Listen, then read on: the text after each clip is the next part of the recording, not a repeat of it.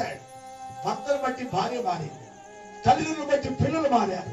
నేనంటున్నా, నిన్ను బట్టి నీ పిల్లలు మారారా? నిన్ను బట్టి నీ భర్త మారాడా? నిన్ను బట్టి నీ భార్య మారిందా? మీ ఇద్దరు బట్టి పిల్లలు మారారా?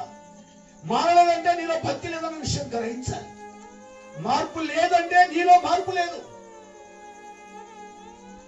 అండి, మార్పు లేదంటే నీలో మార్పు లేని విషయం గ్రహించాలి. కొన్నేళ్ళు భక్తి చేస్తుంటే భార్య చూసింది, భర్త భక్తి చూసింది. నా భర్త ఏ మార్గం, నేను ఆ మార్గం అనుకో. తల్లిదండ్రులు భక్తిలో ఉంటే పిల్లలు చూశారు, అప్పుడు ఏకీభవించారు. అక్కడ అంటాడు, కొన్నేళ్ళే కాదు, అతడితో పాటుగా వారందరింటి వారందరూ. అందరా కొందరా? చెప్పండి, అందరా కొందరా? మనం భార్య భర్త పిల్లలు కలిసి ఉన్నారు. అతని ఇంటి వారందరితో కూడా దేవుని యందు